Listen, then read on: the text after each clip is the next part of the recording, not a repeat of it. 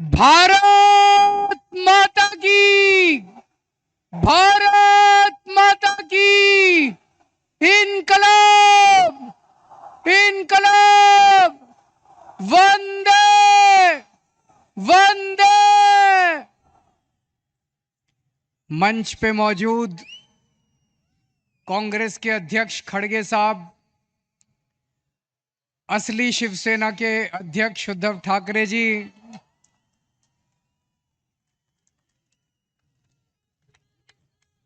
असली एनसीपी के अध्यक्ष शरद पवार जी,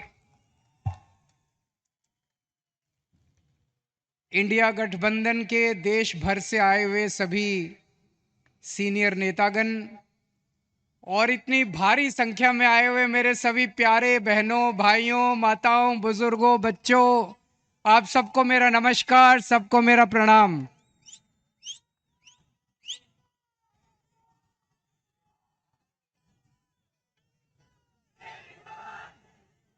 दोस्तों, आज आप लोगों के बीच में आके मुझे बहुत अच्छा लग रहा है। सीधे जेल से आ रहा हूं आप लोगों के बीच में।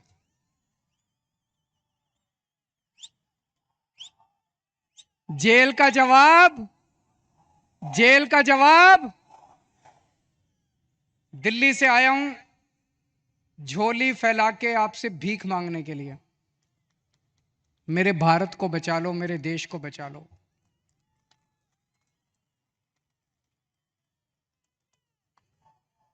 हमारे देश को प्रधानमंत्री जी तानाशाही की तरफ ले जा रहे हैं। हमारे देश को बाबा साहब अंबेडकर ने एक शानदार संविधान दिया था, जनतंत्र का। जनता चुनेगी, वोट करेगी, लोग चुने जाएंगे, वो शासन करेंगे। जिनको जनता चुनेगी वो शासन करेंगे। जनता के मुताबिक काम किए। अब धीरे धीरे धीरे धीरे प्रधानमंत्री जी ये शासन, ये जनतंत्र खत्म करना चाहते हैं। मेरा उदाहरण लीजिए, दिल्ली में हमें 2015 में दिल्ली में 70 सीट हैं, विधानसभा में 70 सीट हैं। 70 में से 67 सीट, 67 सीट आम आदमी पार्टी को मिली थी। 5 साल बाद चुनाव हुए 2020 में, और 2015 में 67 सीट आम आदमी पार्टी को, 3 सीट बीजेपी को।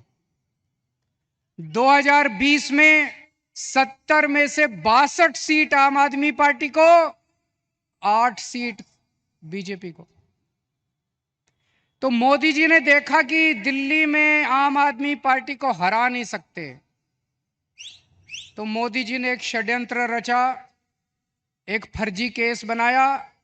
उसमें मनीष सिसोदिया को, सतिंदर जैन को, सबको उसमें गिरफ्तार किया और फिर मुझे गिरफ्तार कर लिया।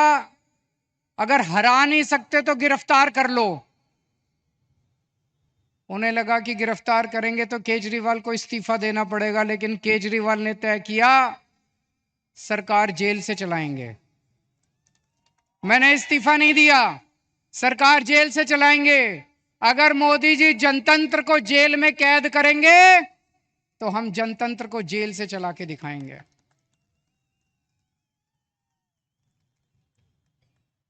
मैं एक बहुत छोटा सा आदमी हूं। हमारी एक छोटी सी पार्टी है, 2 राज्यों में है, पंजाब में, दिल्ली में। मैं सोच रहा था मोदी जी ने मुझे गिरफ्तार क्यों किया।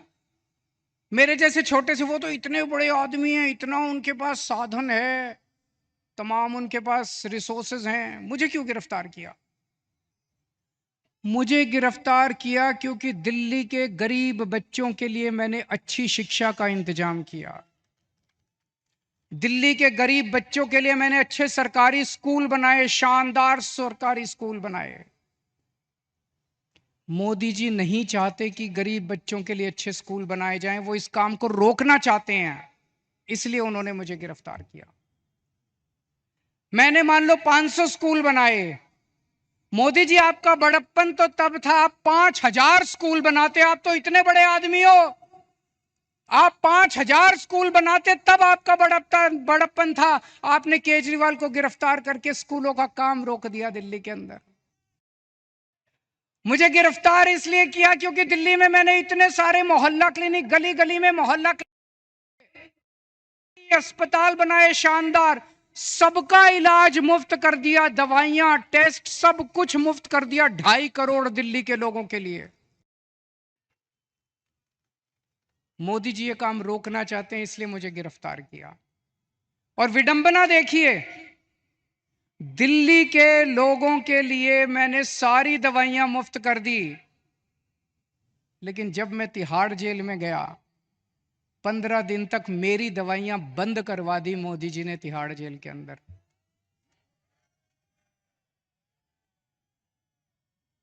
मैं शुगर का मरीज हूं 20 साल से, और 10 साल से इंजेक्शन ले रहा हूं इंसुलिन के। रोज 4 इंजेक्शन लगते हैं मेरे को इंसुलिन के, 52 यूनिट इंसुलिन लेता हूं रोज।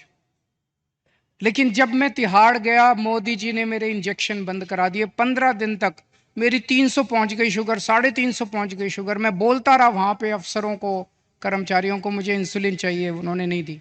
बोले ऊपर से आदेश है, इंसुलिन नहीं दे सकते। अगर किसी आदमी को कई दिनों तक शुगर हाई रहे तो उसकी किडनी खराब हो जाती है, उसका लिवर खराब हो जाता है। मुझे नहीं पता ये क्या करना चाहते थे मेरे साथ, लेकिन इतिहास गवाह है, ऐसे बहुत सारे किस्से हुए हैं जब विरोधियों को और विपक्षी पार्टी के लोगों को जेल में डाल के उनके शरीर को खराब कर दिया गया। मुझे गिरफ्तार इसलिए किया गया क्योंकि दिल्ली के सभी लोगों की मैंने बिजली मुफ्त कर दी। दिल्ली में लोगों का बिजली का बिल 0 आता है। मैं मोदी जी को कहना चाहता हूं कि आपकी बड़प्पन तो तब होता जब आप पूरे देश के लोगों की बिजली मुफ्त कर देते। आपने दिल्ली के लोगों की बिजली आप रोकना चाहते हो, इसलिए आपने मुझे गिरफ्तार किया। अब दोस्तों, ये लोग कह रहे हैं कि मुझे 2 तारीख को दोबारा जेल जाना है। मैं जेल जाऊंगा कि नहीं जाऊंगा, ये आपके हाथ में है। अगर आपने इंडिया गठबंधन को जिता दिया, अगर आपने इंडिया गठबंधन की सरकार बना दी, तो मुझे जेल जाने की जरूरत नहीं पड़ेगी। और अगर आपने कमल का बटन दबाया तो मुझे दोबारा जेल जाना पड़ेगा। तो जो जो लोग मुझे जेल भेजना चाहते हैं, कमल दबा देना, और जो जो मुझे आजाद देखना चाहते हैं, इंडिया गठबंधन को जिता देना। जब आप बटन दबाने जाओ तो इस बार बटन केजरीवाल को जेल भेजने या केजरीवाल को आजाद करने के लिए दबाना।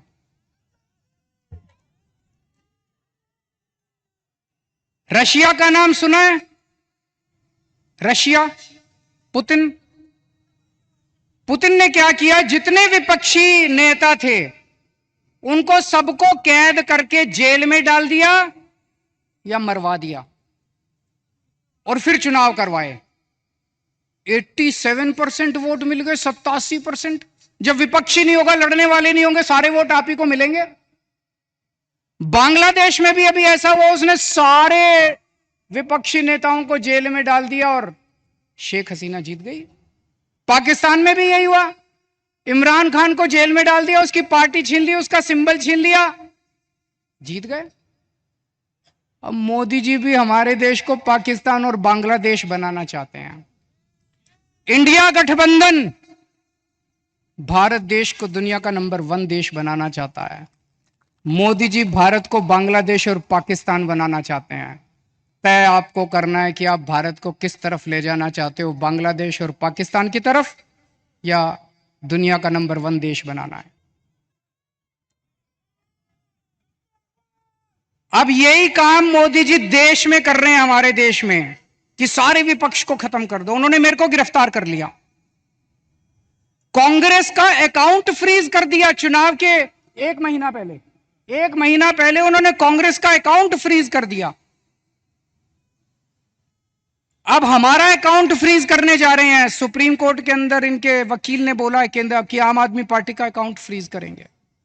शिवसेना के उन्होंने 2 टुकड़े कर दिए, शिवसेना के 2 टुकड़े कर दिए, एनसीपी के 2 टुकड़े कर दिए, स्टालिन के कई मंत्रियों को गिरफ्तार कर लिया, ममता दीदी के कई मंत्रियों को गिरफ्तार कर लिया। सारे विपक्ष को तहस नहस करने के बाद मोदी जी कहते हैं आओ चुनाव लड़ते हैं। ये तो कायर लोग कहते हैं ऐसे, अरे मोदी जी दम में तो आंख में आंख डाल के छाती चौड़ी करके चुनाव की तरह लड़ो ना, सबके अकाउंट फ्रीज कर दिया, सबको जेल में डाल दिया। इस वक्त मोदी जी एक बड़े खतरनाक मिशन पे काम कर रहे हैं, बहुत खतरनाक मिशन है, आपको पता नहीं अंडरग्राउंड चल रहा है। उस मिशन का नाम है वन नेशन वन लीडर। इस देश में वो चाहते हैं मोदी जी एक ही नेता होना चाहिए। उसके लिए वो दो लेवल पे काम कर रहे हैं।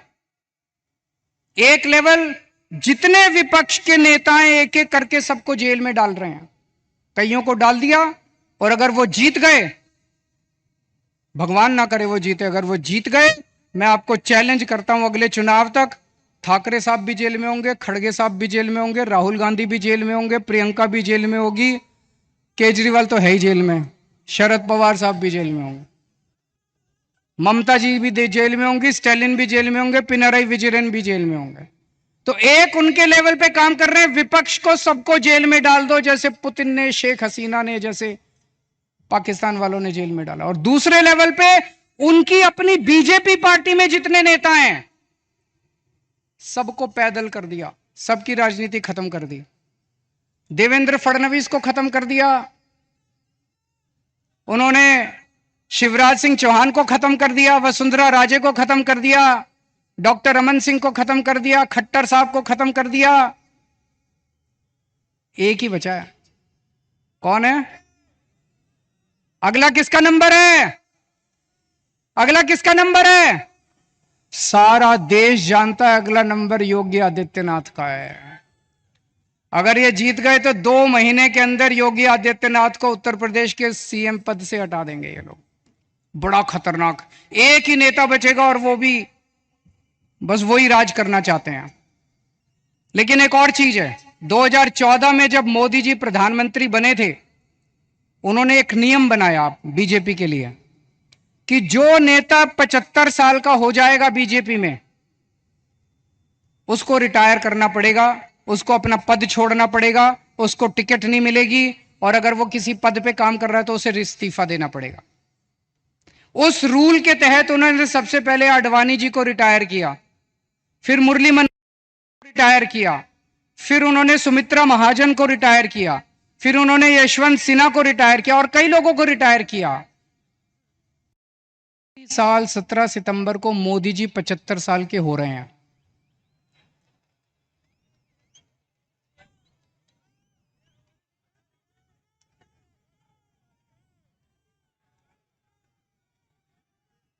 और मोदी जी ने तय किया है वो अपने बाद अमित शाह को प्रधानमंत्री बनाएंगे। मोदी जी ने तय किया है वो अपने बाद अमित शाह को तो इस बार मोदी जी अपने लिए वोट नहीं मांग रहे, अमित शाह के लिए वोट मांग रहे हैं। अमित शाह को प्रधानमंत्री बनाने के लिए वोट मांग रहे हैं। आप अपने आसपास जितने बीजेपी के सपोर्टर हैं, बीजेपी के वोटर हैं, बीजेपी के भक्त हैं, उनको बोलना अगर वो वोट डालने जाएं, ये सोच के जाएं कि वो अमित शाह के लिए वोट दे रहे हैं, मोदी जी के लिए वोट नहीं दे रहे हैं। आंख बंद कर लें और सोचें कि मोदी जी की बजाय अमित शाह प्रधानमंत्री बनने वाले। और उसमें भी जितने पिछले 2 साल से इस पे काम कर रहे हैं मोदी जी, जितने नेता थे बड़े छोटे बीजेपी के अंदर, सबको खत्म कर दिया। शिवराज सिंह चौहान को, वसुंधरा राजे को, डॉक्टर रमन सिंह, योगी आदित्यनाथ को 2 महीने में हटा देंगे ताकि रास्ता साफ हो जाए, अमित शाह बचे केवल। यह बात मैंने जेल से निकलने के अगले दिन प्रेस कॉन्फ्रेंस करके कही थी। जैसे ही मैंने कहा, सबसे पहले अमित शाह बोले नहीं नहीं मोदी जी रहेंगे हमारे 5 साल प्रधानमंत्री, मोदी जी रहेंगे। उसके बाद एक के बाद एक ही दिन में 24 घंटे में इतने नेताओं ने कहा मोदी जी रहेंगे प्रधानमंत्री, मोदी जी। मोदी जी ने नहीं कहा, मोदी जी देश के सामने कह दे कि वो रूल तो मैंने आडवाणी जी से छुटकारा पाने के लिए बनाया था, मैं तो रहूंगा। या तो मोदी जी कह दे भाई मैं तो रहूंगा, पर अप्लाई नहीं होता, ये तो मैंने आडवाणी जी की राजनीति खत्म करने के लिए बनाया था, उनको रास्ते से हटाने। लेकिन अभी तक मोदी जी नहीं बोले, इसका मतलब मोदी जी रिटायर करेंगे और यूपी के मुख्यमंत्री को हटाया जाएगा। मैं देख रहा हूं महाराष्ट्र में इन दिनों कुछ ज्यादा ही चक्कर लगा रहे हैं मोदी जी। अभी थोड़े दिन पहले आए, इतनी गंदी गालियां देते हैं वो। प्रधानमंत्री को ये शोभा नहीं देता। वो पवार साहब के लिए बोले भटकती आत्मा। ये शोभा देता है प्रधानमंत्री जैसे व्यक्ति को? शरद पवार जी की, इतने सीनियर नेता हैं देश के, आपकी उनसे वैचारिक भिन्नता हो सकती है, अलग अलग पार्टी में हो सकते हैं, लेकिन थोड़ी सी इज्जत तो रखिए। 84 साल की उम्र है शरद पवार जी की, मोदी जी की 74 साल की उम्र है, 10 साल बड़े हैं उनसे, और उनको कहते हैं भटकती आत्मा। ये तो सड़क छाप बात है। वो उद्धव ठाकरे जी को कहते हैं, क्या बोले उद्धव ठाकरे जी को? नकली संतान। उद्धव ठाकरे जी को कहते हैं नकली संतान। ये कोई भाषा है प्रधानमंत्री की? इस तरह से बोलते हैं प्रधानमंत्री?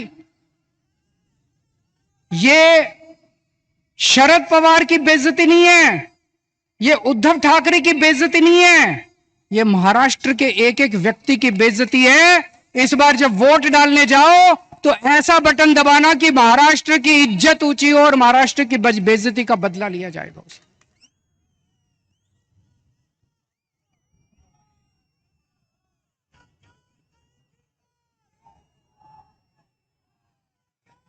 मेरे को इन्होंने 21 दिन की मोहलत दी है सुप्रीम कोर्ट ने। मुझे उम्मीद नहीं थी कि मैं जेल से बाहर आऊंगा इतनी जल्दी, लेकिन बजरंगबली की कृपा है मेरे ऊपर। बजरंगबली की कृपा है। अचानक एक दिन मैं सेल में बैठा था, मेरा 25 नंबर सेल है, जेल नंबर, अब दोबारा जाना है मुझे, आप लोग मुझे चिट्ठी लिख सकते हैं जेल में। Cell number 25, jail number 2, Tihar jail. और मेरे सेल में 2-2 सीसीटीवी कैमरे लगा दिए मोदी जी ने। 2 सीसीटीवी कैमरे हैं, 24 घंटे मेरी मॉनिटरिंग होती है। 13 अफसर बिठा रखे हैं, एक एक अफसर के पास 2-2 टीवी स्क्रीन है जिसपे मैं कितने बजे उठता हूं, बाथरूम कितने बजे जाता हूं, कितनी देर टॉयलेट करता हूं, खाना खाता हूं, टीवी देखता हूं, किताब पढ़ता हूं, क्या करता हूं क्या नहीं करता।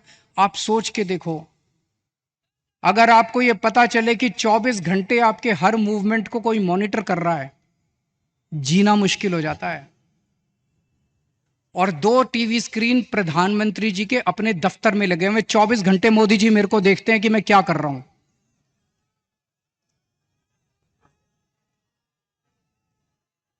तो एक दिन मैं टीवी देख रहा था, अचानक मुझे पता चला कि सुप्रीम कोर्ट ने मेरे को बेल दे दी। मैं 21 दिन के लिए बाहर आ गया।